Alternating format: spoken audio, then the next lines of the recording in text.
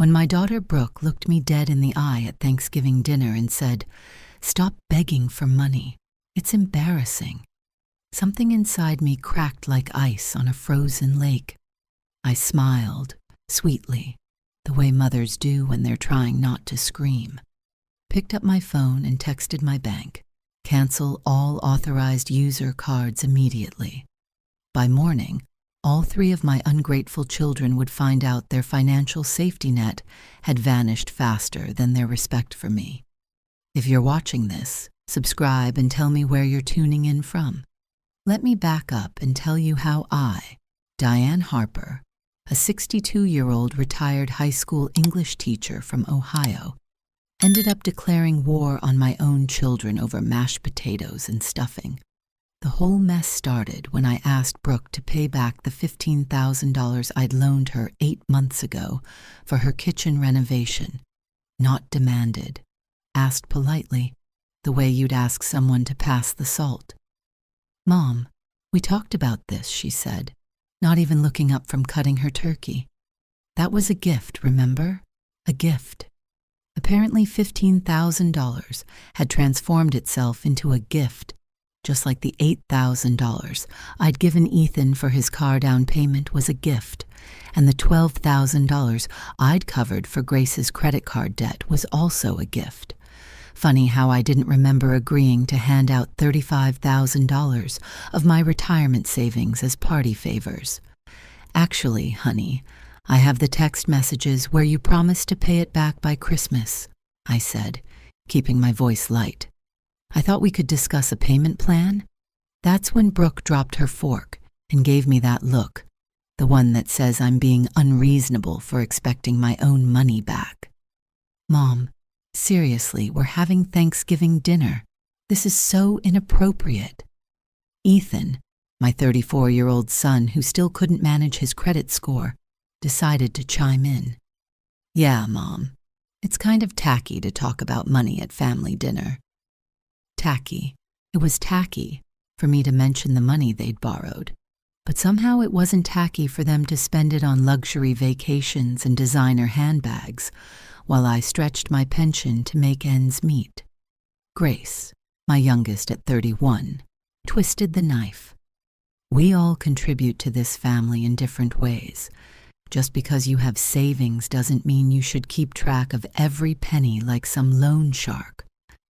My savings, as if my retirement fund were loose change I'd found in the sofa cushions instead of 4 decades of grading papers till midnight and saving every dollar I could. But it was Brooke's next words that sealed their fate. "Honestly, Mom, stop begging for money. It's embarrassing. We're your children, not your debtors." The entire table went quiet. Even the grandkids stopped chattering. My son-in-law, Andrew, looked uncomfortable, and Grace's boyfriend, Kyle, stared at his plate like it held the secrets of the universe. I sat there for a moment, letting those words sink in. Begging. According to my daughter, asking for my own money back was begging. "You're absolutely right, sweetheart," I said, standing with my phone in hand. "I should stop begging." That's when I sent the text to my bank, and another to my credit card company, and one more to my investment advisor. The beautiful thing about being the primary account holder is that you have all the power. Those authorized user cards I'd set up for emergencies, gone. The joint checking account I'd opened with Ethan for his business expenses, frozen. The credit line I'd co-signed for Grace's apartment, terminated. I finished my dinner in silence while my children chatted about Black Friday sales and holiday plans, completely oblivious to the financial earthquake I'd just triggered. They had no idea their credit cards would start declining in about 6 hours when the bank systems updated overnight. But I knew, and for the first time in months, I was smiling a real smile. How did I become the family ATM? The transformation happened gradually after my husband Paul died 3 years ago, starting with a phone call that seemed so innocent at the time. "Mom, I need help." Brooke's voice was tearful. desperate. It was January 2022, 2 months after Paul's funeral, and her husband Andrew had just taken a pay cut. They had 2 kids and a mortgage that suddenly felt too big. What widow wouldn't help her struggling daughter? I wrote that first check for $3,000 without hesitation. It was supposed to be temporary, just until they adjusted. Brooke promised to pay me back in 6 months when Andrew's performance review came up. 6 months passed. No mention of repayment, plenty of mentions of other problems that required financial solutions. Then Brooke called again.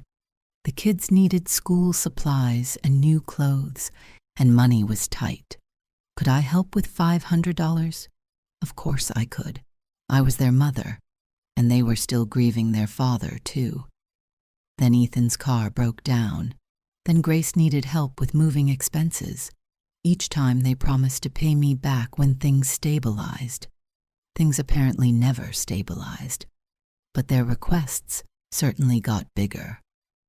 By early 2024, I was practically funding their entire lifestyle. Brooke's kitchen renovation, Ethan's can't-miss investment opportunity that turned out to be a cryptocurrency scam. Grace's credit card bills from shopping sprees I wouldn't have splurged on for myself. The irony? While I was draining my savings to keep them afloat, I was eating generic soup for dinner and wearing the same cardigans I'd owned for a decade. My own kids thought I was wealthy because I helped them, but I was quietly bleeding my pension to subsidize their middle-class lifestyle. I told myself it was temporary. I told myself they'd remember my generosity when they got back on their feet. I told myself a lot of things that turned out to be nonsense. The wake-up call should have been Ethan's birthday last year. I gave him a check for $2,000 to help with rent. An hour later, I overheard him telling his girlfriend's parents that his rich mom always came through. Rich. The woman who hadn't bought herself shoes in 2 years was rich, according to her son. But I kept writing checks, because that's what mothers do, right? We sacrifice. We put their needs before our own. We give until it hurts, and then we give a little more. What I didn't realize was that my children had stopped seeing me as a person with my own needs and started seeing me as a resource to be managed. I wasn't their mother anymore. I was their personal bank, and they'd gotten very comfortable making withdrawals with no intention of ever making a deposit. Thanksgiving was just the final straw. After 2 years of bleeding money and getting nothing but attitude, Brooke had the audacity to act like I was the problem for wanting my own money back. Well, I thought as my phone later lit up with frantic calls I had no intention of answering, they were about to learn exactly what kind of problem their mother could be when she stopped being so accommodating. You want to know the real kick in the teeth? It wasn't just the money. It was everything I'd sacrificed over the years, only to be told I was embarrassing for existing with needs of my own. Take Brooke's wedding in 2015. She wanted the perfect Pinterest wedding, but their budget was more Walmart than Nordstrom. Guess who stepped in? I used $12,000 from my retirement fund to pay for the photographer, flowers, and the open bar, because my daughter deserved her dream day. The thank you card spelled my name wrong. Diane with an extra N jammed in there like I was a stranger. Or Ethan's college graduation in 2018. He needed professional attire for interviews, so I bought 3 complete outfits. An investment in his future, I told myself. He wore those suits to land the job that now pays him enough to afford a trendy apartment, but somehow never enough to pay back his mother. And Grace, sweet, dramatic Grace, who called me crying at 2 a.m. when her boyfriend dumped her, when she got fired, when she needed someone to listen. I was always there, writing a check or offering a shoulder. But when I mentioned at Easter that I was thinking about getting my furnace repaired, you know what Grace said? "Mom, you should really learn to budget better. It's not healthy to stress about money at your age. Budget better. The woman whose credit cards I'd paid twice was giving me financial advice. Truth was, I'd become invisible, except when they needed something. They'd show up for Sunday dinners with empty hands and full appetites, complaining while I served meals bought from clearance bins. Brooke would vent about her marriage while I did her family's laundry, for free. Ethan would lecture me about politics while I helped him move for the 4th time in 3 years. Grace would scroll her phone while I babysat her cat every weekend. I was the unpaid therapist, babysitter, housekeeper, and bank, all rolled into one convenient mother-shaped package. But here's what really gets me. They genuinely believed they were doing me a favor by spending time with me. Like I should be grateful my successful, independent children bothered to include their lonely old mother in their busy lives. Brooke actually said that once. "Mom, we make an effort to visit because we know you get lonely since Dad died. But you can't expect us to solve all your problems. My problems. Apparently wanting my own money back was my problem, not their problem for taking it in the first place." The night after Thanksgiving, while my phone buzzed with their increasingly frantic calls, I sat in my quiet house and made a list. Every loan, every gift, every favor since Paul died. The total came to just over $53,000 in cash, plus countless hours of free labor and emotional support. $53,000 I'd never see again, handed to children who thought asking for it back was embarrassing. Well, they hadn't seen embarrassing yet. My phone started ringing at 6:47 a.m. on Black Friday. Brooke's name flashed on the screen, but I was busy drinking my coffee and reading the paper like any other Friday morning. Why rush? By 7:30, I had 15 missed calls and a string of texts that would have been hilarious if they weren't so predictable. "Mom, my card was declined at Target. There must be some mistake. Mom, call me. Something's wrong with the bank. Mom, answer your phone. This is urgent." I finished my crossword and started the Sudoku before I even looked at the rest. Ethan was the next to panic. "Mom, what the hell? My card doesn't work and the joint account is frozen. Did you do something?" Such a bright boy, my Ethan. Only took him 4 hours to figure out Mom wasn't playing anymore. Grace's message was my personal favorite. "Mom, this is really mature. Are you seriously going to ruin our credit over a family disagreement? A family disagreement. That's what we're calling systematic financial exploitation now? You know what I mean?" I made myself a nice breakfast, scrambled eggs with cheese, fresh fruit, real orange juice, instead of the powder mix I'd been buying to save money. Might as well enjoy the luxury of a peaceful morning before the storm really hit. At 10:15, Brooke showed up on my porch. I saw her through the peephole, pacing like a caged animal. Face red, phone clenched. I opened the door wearing my most innocent smile. "Good morning, sweetheart. You're up early for a holiday." "Mom, what did you do?" Her voice was tight, like she was trying hard not to scream. "I had breakfast. Eggs were perfect. Want coffee?" This isn't funny. Our cards aren't working. Andrew had to abandon his grocery cart. The kids are asking why Daddy can't buy their Christmas presents. Oh, the children. Of course she'd bring up the children. "Have you tried paying with your own money?" Brooke's jaw dropped. "What do you mean, our own money? You gave us access to those accounts." "I gave you emergency access for actual emergencies, not to fund your lifestyle while you ignore your debts to me." Her face went from red to white. "Those were gifts, Mom. You said—" "I never said any such thing. I have every text, every email, every note where you promised to pay me back. Want me to read them?" The tears started. Big, dramatic tears. Like when she was 7 and didn't get her way at the toy store. "Mom, please, We can't afford groceries without those cards. The kids need clothes. Christmas is coming. Funny how you could afford a weekend in Chicago last month, but not groceries now. She had no answer, because there wasn't one. I want you to leave, I said calmly. When you're ready to have an adult conversation about paying back what you borrowed, call and schedule an appointment. Until then, stay off my property. You can't be serious. Try me. After she left, I did something I hadn't done in years, a long hot bath with the expensive salts I'd been saving for a special occasion. Then I painted my nails burgundy and ordered Thai takeout for dinner. It felt like Christmas morning and my birthday rolled into one. The family intervention was Ethan's idea.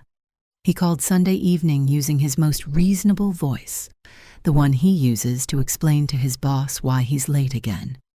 Mom, we need to sit down and work this out like adults. This has gone too far. I'll meet you at Brooks on Tuesday, I said. Not because I was going to cave, but because I was curious what kind of strategy they'd cooked up over the long weekend. I arrived exactly on time, wearing my best navy dress and the pearl necklace Paul gave me for our 20th anniversary. If we were having a family meeting, I was going to look like the dignified, capable woman I'd forgotten I could be. They were all there, Brooke and Andrew, Ethan and his girlfriend Mia, Grace and her current boyfriend, whose name I couldn't be bothered to remember. They'd arranged themselves around the living room like a tribunal, serious faces, folded hands. Brooke was clearly the spokesperson.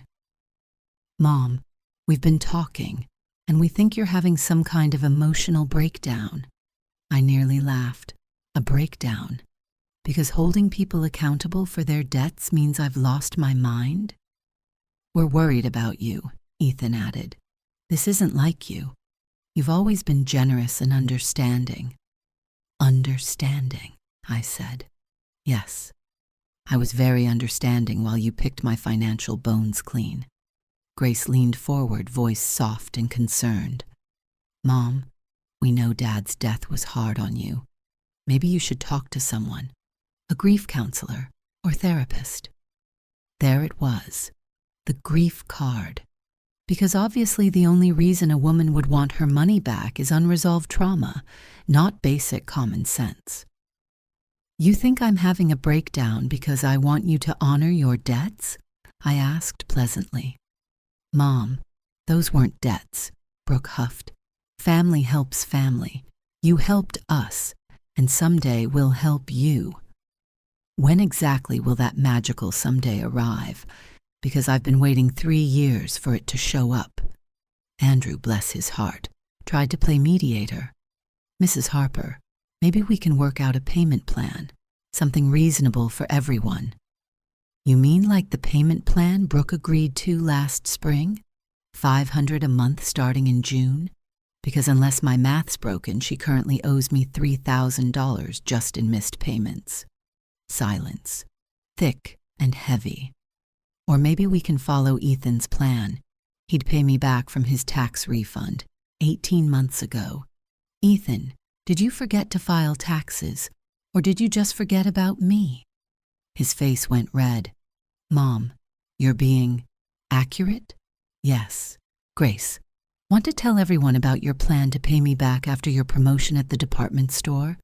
The one you celebrated with a shopping spree you documented on Instagram? Grace crumpled. Mom, stop. I stood and smoothed my dress. Here's my payment plan. You have 60 days to return every penny with a reasonable schedule we all sign in writing, or I consult a lawyer about my options. You could have heard a pin drop. You can't sue your own children, Brooke whispered. I smiled. Watch me. Thursday morning brought the first sign they were taking me seriously. Grace showed up at 8 a.m. with an envelope full of cash, crumpled bills. $200, she said. It's everything in my checking and savings? Sweetheart, this doesn't even cover 1 month of missed payments on what you owe. It's all I have right now, but I can get more. I'll pick up extra shifts. maybe sell some things. 3 months ago, the desperation in her voice would have moved me, but that was before I discovered what my children really thought of me. Grace, sit down. We need to talk. She perched on the edge of my couch like she was ready to bolt. When you were 18, you overdrew your account and came to me for help. Do you remember what I told you about money? Her face went pale. That borrowing creates an obligation, and obligations have to be honored. And what did I say about family and trust? That relationships should be built on respect, not convenience. So explain how borrowing money with no intention of repaying shows respect for us. She started crying then. Real, ugly sobs. I didn't mean for it to get like this. I always planned to pay you back, but other things came up, and it seemed like you didn't really need the money anyway, because you kept offering to help. Because I kept offering to help, you decided you didn't have to pay me back. No, that's not. She wiped her nose with her sleeve. Mom, I messed up, but cutting us off completely isn't going to fix anything. That's when I told her what I'd discovered Tuesday afternoon, after I finally went through 18 months of statements that had been piling up on my desk. Grace, you've been using my credit card for unauthorized purchases. The statements went to my old P.O. box after Dad died, and I wasn't seeing them regularly. Her face went from white to green. I was going to tell you, when? When were you going to mention you've been using my card number for gas, restaurants, and online shopping for the past year? I needed those things. My job doesn't pay enough, and rent keeps going up. So you decided to supplement your income by stealing from your mother. It wasn't stealing. I'm your daughter. My daughter who took advantage of me during the hardest period of my life. My daughter who borrowed money she never intended to repay. My daughter who thought I was too grief-stricken or too trusting to notice. I walked to my desk and pulled out a folder I'd prepared the night before. I've made an appointment with a lawyer next week, Grace. Using someone's credit card without permission is fraud, even if you're their daughter. She went gray. You're not going to press charges. You wouldn't. Try me. For the first time in her adult life, Grace was speechless. Here's what happens now. You pay back every penny, loans and unauthorized charges. You have 60 days to present a plan I approve. If you don't, I take legal action. She left without another word, clutching that envelope like a life preserver. An hour later, my phone rang. Brooke. Mom, you can't threaten Grace with jail. She's your baby. My baby is a 31-year-old woman who committed credit card fraud. If she faces consequences, it won't be because I threatened her. It'll be because she chose to steal from her mother. That evening, Ethan called. Mom, we need to end this. It's destroying the family. No, Ethan. You destroyed the family when you decided I was nothing more than a bank account with gray hair. I'm just refusing to pretend otherwise. What do you want from us? What you took, every penny, with a written schedule and real consequences for default. And if we can't afford that, then you should have thought about that before you stole from me. I hung up and made a cup of tea. Tomorrow I'd meet my lawyer and learn exactly what my options were. My children thought this was about money, but they were wrong. This was about dignity, about respect, about learning that actions have consequences, and I was going to get every bit of what I was owed. 2 weeks later, an unexpected visitor appeared, my sister Carol, who lives in Michigan and hadn't called me since Paul's funeral. She stood on my doorstep with the grim expression of someone delivering bad news. Diane, we need to talk. I let her in, already guessing why she was there. Sure enough, she hardly sat before launching into a rehearsed speech. Brooke called me. She's worried about you. She says you're not acting like yourself. Really? How am I supposed to act when my children systematically exploit me? Oh, honey, it's not exploitation when it's family, Carol said, flapping a hand. You've always been generous with those kids. Why be so harsh now? It was fascinating. My kids had called in reinforcements, and naturally, they chose the one relative who'd always thought I was too soft. Carol, did Brooke mention that Grace has been using my credit card without permission for over a year? She said there might have been some confusion about card access. Confusion? Is that what we're calling unauthorized use now? Carol looked uncomfortable. You're blowing this out of proportion. These are your children. They love you. Do they? Because people who love you don't steal from you and then call you embarrassing when you ask for your money back. They're struggling. Young people today. Brooke drives a newer car than I do. Ethan spent more on his last vacation than I spent on groceries in 4 months. These aren't struggling young people. These are adults who think their mother exists to subsidize their lifestyle. Carol had made up her mind before she walked in. I think you should forgive them and move on. Family is more important than money. You're right. Family is more important than money. That's why I'm so hurt that my family chose money over treating me with basic respect. After she left, I called the law office my friend Marilyn had recommended. I'd like to schedule a consultation to discuss my legal options regarding family financial disputes. January brought increasingly desperate attempts to manipulate me back into compliance. Brooke tried guilt. Ethan tried logic. Grace tried tears. None of it worked. What did work was my appointment with attorney Alicia Park. Mrs. Harper, Alicia said after hearing everything, you have several options. The unauthorized card use is definitely actionable. The loans, without formal promissory notes, are trickier, but not impossible. What do you recommend?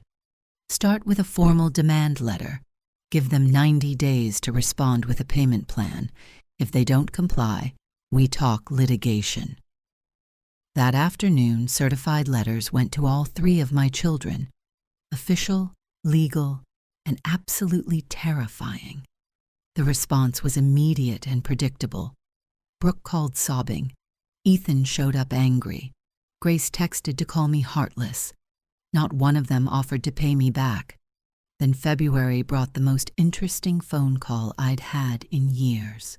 Denise Clark, Paul's former business partner. Diane, I hope you don't mind me calling, but I received a strange inquiry last month about Paul's old accounts. My blood went cold. What kind of inquiry?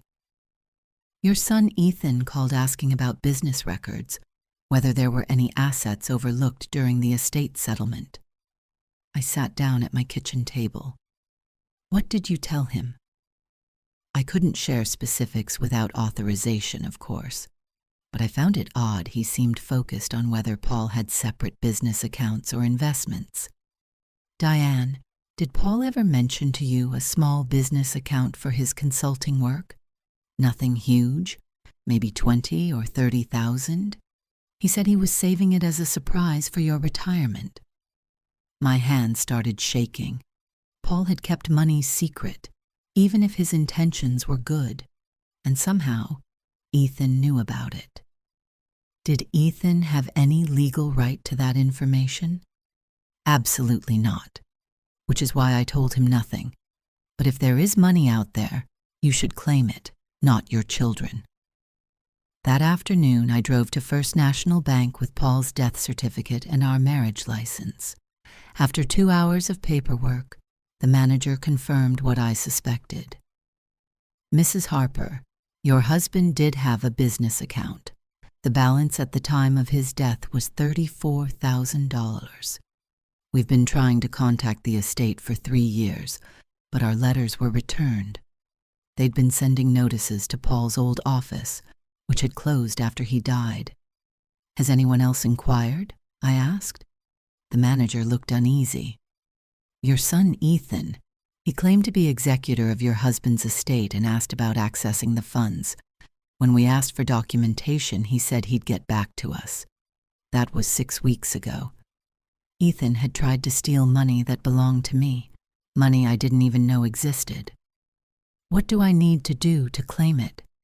As the surviving spouse, and with no will stating otherwise, the funds belong to you. We'll need a few forms. By Thursday, $34,000 was sitting in my personal account, money my son had tried to take while borrowing from my pension. That evening, I did something that felt better than anything I'd done in months. I called Ethan. "Hi, honey.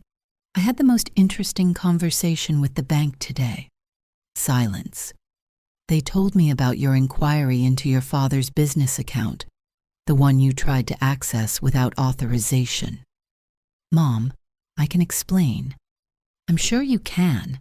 Just like you explained why you needed to borrow $8,000 for a car while planning to take $34,000 from your father's account.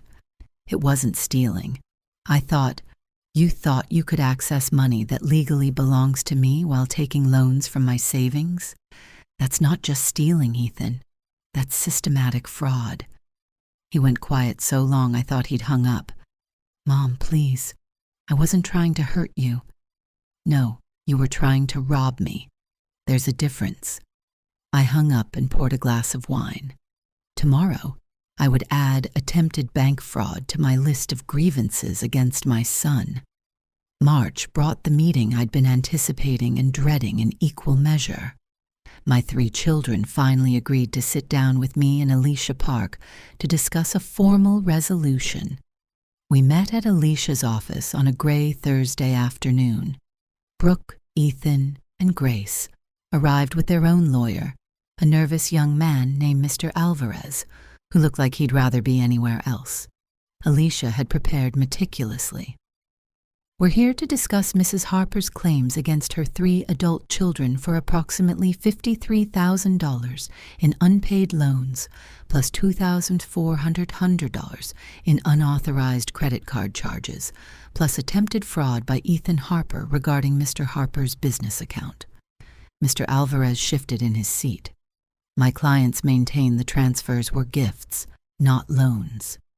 Alicia slid a folder across the table. "These are copies of texts, emails, and written notes where all 3 defendants explicitly promised to repay money they borrowed. There are also bank records showing systematic patterns of requests and transfers."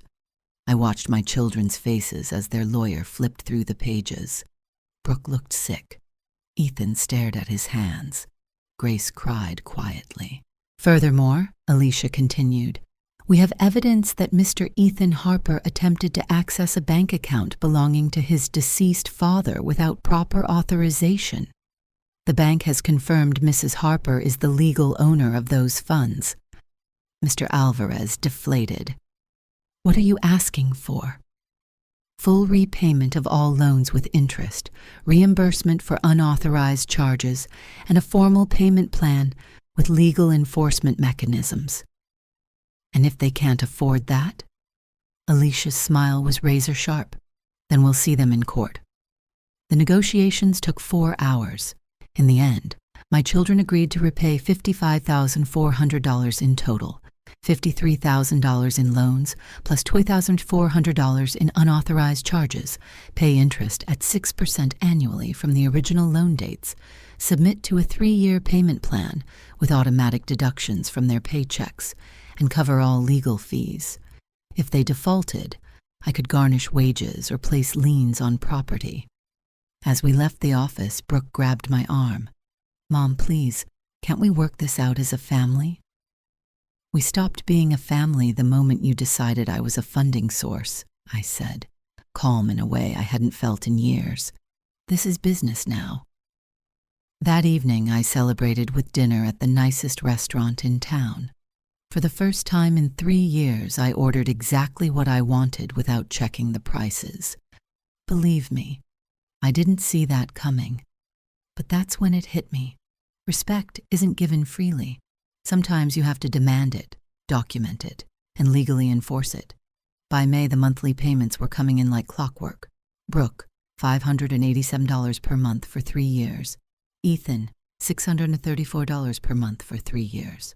Grace, $421 per month for 3 years. Amazing how responsible people become when their paychecks handle the discipline automatically. But the real surprise came when I finally sorted through Paul's papers.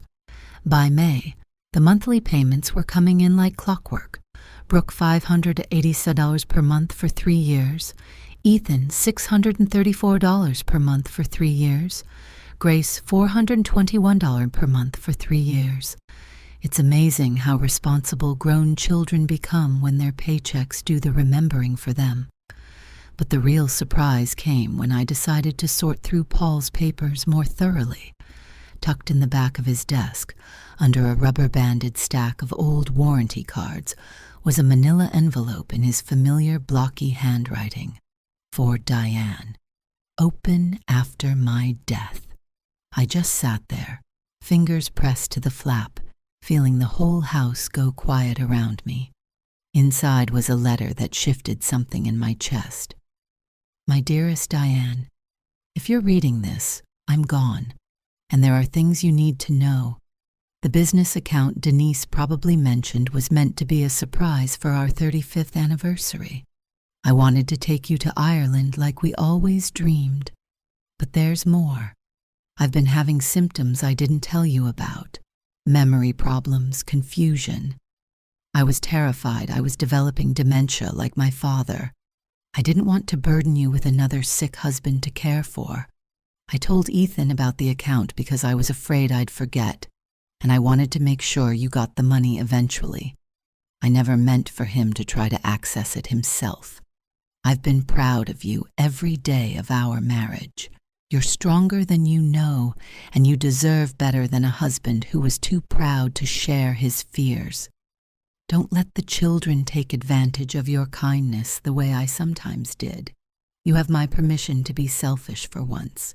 All my love, Paul P.S. There's a safe deposit box at Second National. The key is taped under my jewelry box. Happy anniversary, my love. I cried for an hour in that study, for the husband I lost and the secret fear he carried alone. But I also felt something else. Relief. Paul hadn't been trying to deceive me. He'd been trying to protect me while wrestling with the terror of losing his mind. The safe deposit box was exactly where he said it would be. Second National.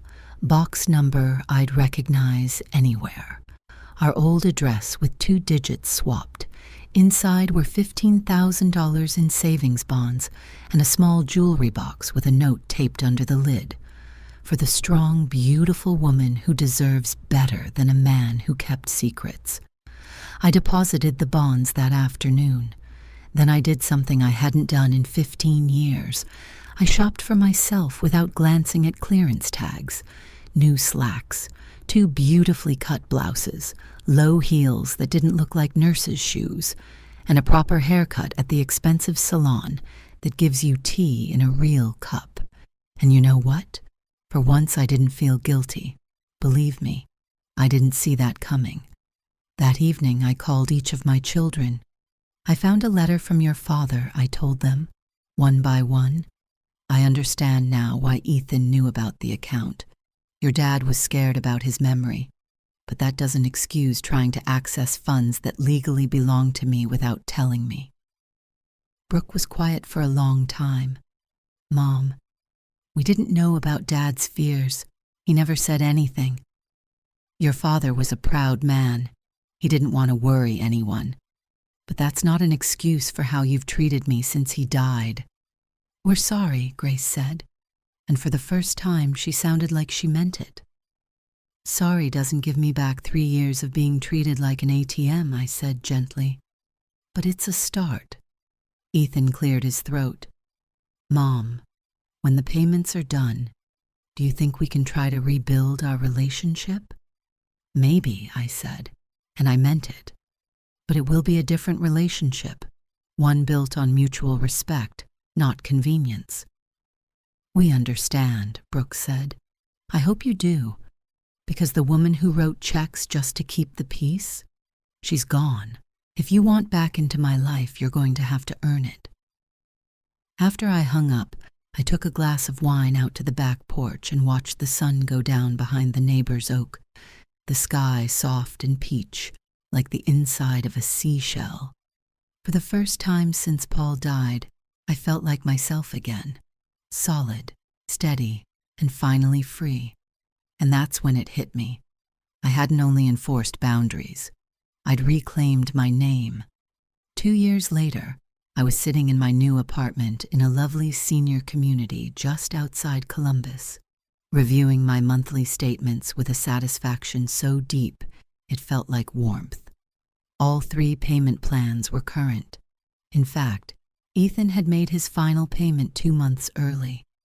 I closed the binder, set it on the credenza next to my bridge trophy. Yes, I won. No, I'm not modest about it. And watered the spider plant Mildred, named for my favorite cranky librarian from 1978. The phone rang. Brooke. "Mom," she said, breath easing out of her like she'd rehearsed. "Ethan told us he's finished paying you back. We wanted to ask, would you consider having dinner with us? All of us, together." I looked out at the community garden where my little plot was full of tomatoes, basil, and zinnias. Things I planted because I liked them, not because they were practical. "What kind of dinner are we talking about, Brooke?"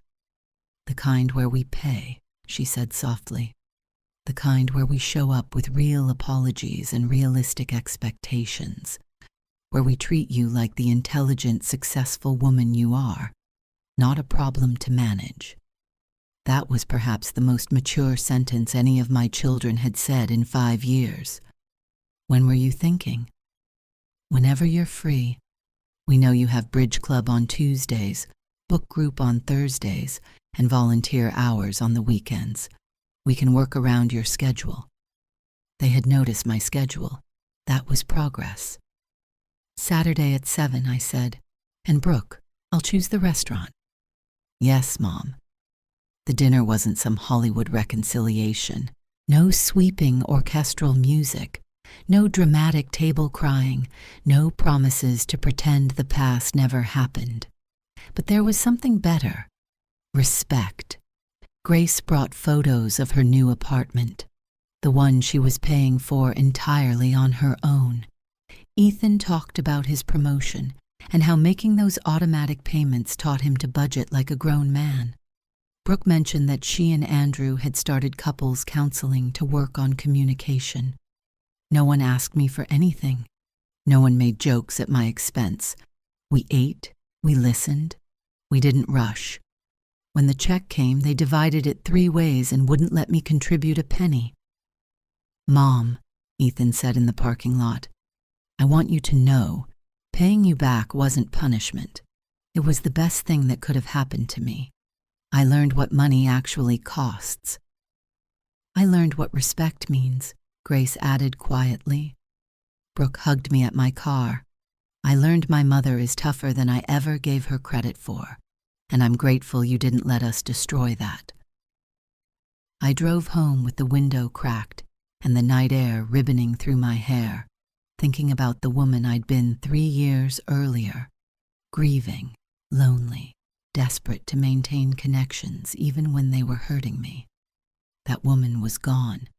In her place was someone I genuinely liked, Diane Harper, retired teacher, independent woman, bridge champion, volunteer literacy coordinator. A woman who pays her own bills, chooses her own friends, and requires that love arrive with respect attached. You know what I mean? 6 months later, we talk every few weeks. They visit occasionally. We exchange gifts on holidays. But the relationship is fundamentally different now. I am not Mom, the bank. I am not Mom, the enabler. I am simply Diane, a woman they happen to be related to, who will help if it's truly needed, and will always treat them well if they reciprocate. Some people would say I was too harsh, that family should forgive and forget, Those people have never been systematically drained by the very hands they raised. My children needed to learn that actions have consequences, that respect is earned, not assumed, that their mother is a person with needs and boundaries, not a resource to be exploited. It took 3 years and a lawyer's letterhead, but they learned, and in the process, so did I. Thanks for listening. If you've ever been through something like this, you're not alone. Don't forget to like, comment, and subscribe for more stories like this.